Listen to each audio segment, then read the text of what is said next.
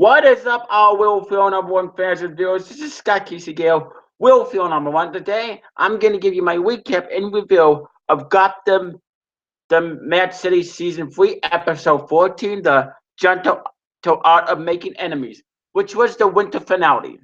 And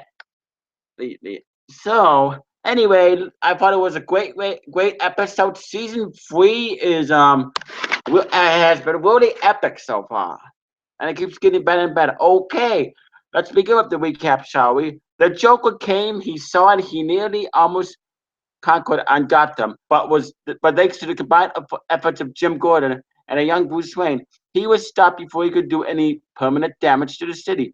No surprise there, but his actions eventually inspired Bruce to come up with a hard list of rules he will follow up the rest of his life as the Cape Crusader. Big things are happening on Gotham, y'all. Let's get to recap and Mad City the gentle art of making enemies, shall we?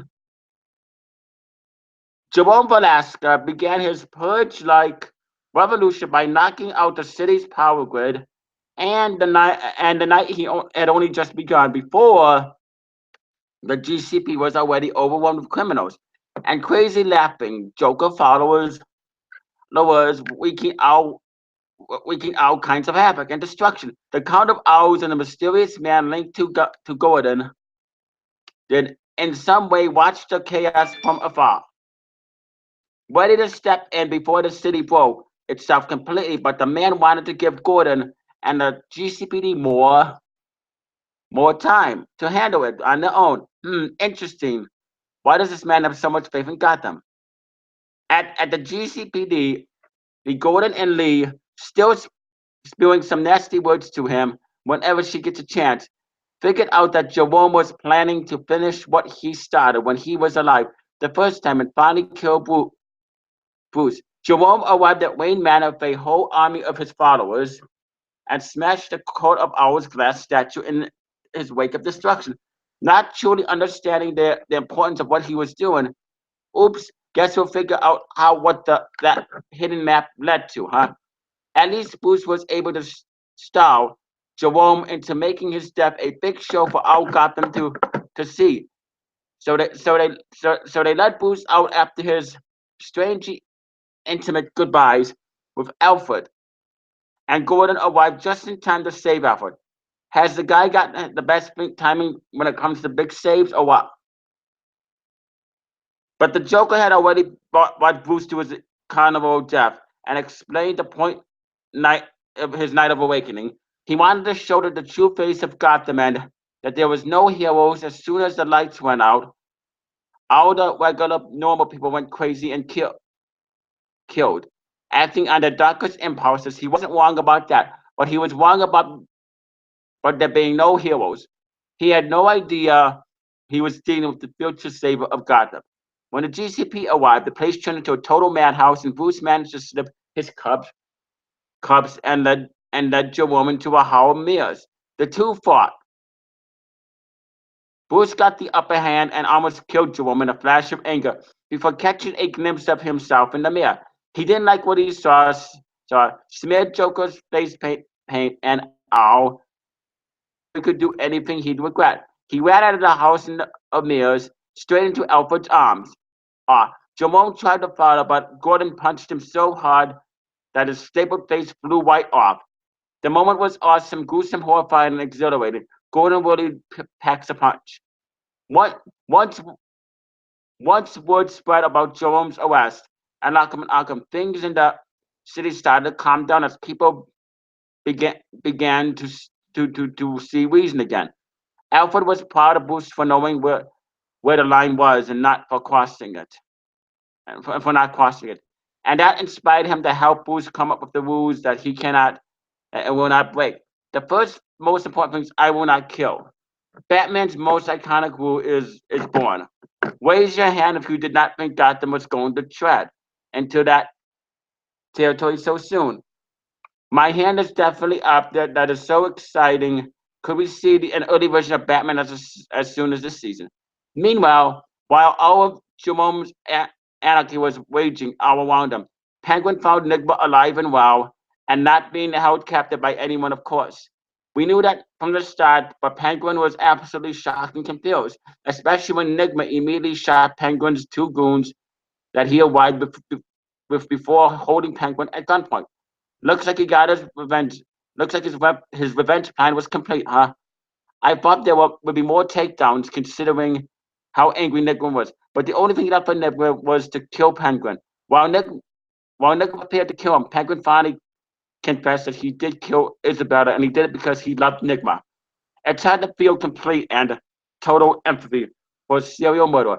But Robin Lord Taylor did his best, and I can't deny my heart was breaking for Penguin during this scene.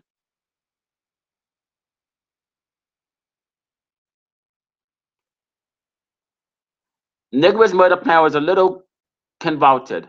He strapped Penguin to a car with a vat of acid set over his head, held up by a chain that was frozen together.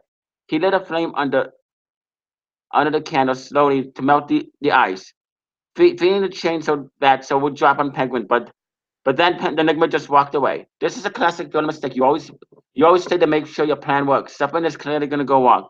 And wrong it went. Someone heard Penguin's screams, found him, and cut him loose just in time with the vat of acid. Penguin escaped and immediately found. But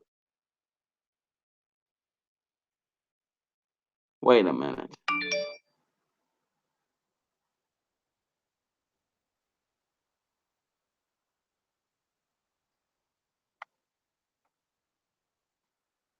Oh, so the episode ended with um. Let's see. Hold on here. One final twist goes in yet. Oh, here we well. The final scene is yeah. The final scene was Nigma had Penguin at gun. Okay, Nigma's plan was just was he was working at Babs the whole time, getting Penguin to realize he truly didn't love Nigma because he couldn't share Nigma with Isabella, meaning he couldn't sacrifice his own happiness for Nigma. Much. He wanted Penguin to die, realizing that he was incapable of loving another person, though not simply taking everything that Penguin can have, but almost everything he believed. Just how far Nigma took his revenge, but since Penguin wouldn't give up, Nigma's location back where he thought Babs was sacrificing his life for what he thought was saving Nigma's. The final scene where Nigma had Penguin at gunpoint down at the docks, deciding whether or not to kill him, was truly gut-wrenching for both men. Penguin tried to make Nigma realize that they needed each other so no one else would understand their side from that, and that he helped Nigma into all that he is today. But Nigma loved Isabella and he couldn't forget that. So he shot Penguin and threw him into the water. The look of horror, heartbreak, and pain for both physical and emotional was so clear on Penguin's face. He sunk towards the bottom of the river, blood pouring out of his chest. Is Penguin really dead? There's no way. And I would give this winter finale 5 stars, 2 thumbs up, way up. I I don't think Penguin is dead. I think he's still alive because we don't know if he's alive or dead, but I think he's alive. I expected that Edward Nigma was gonna shoot Penguin, but I don't think he killed him.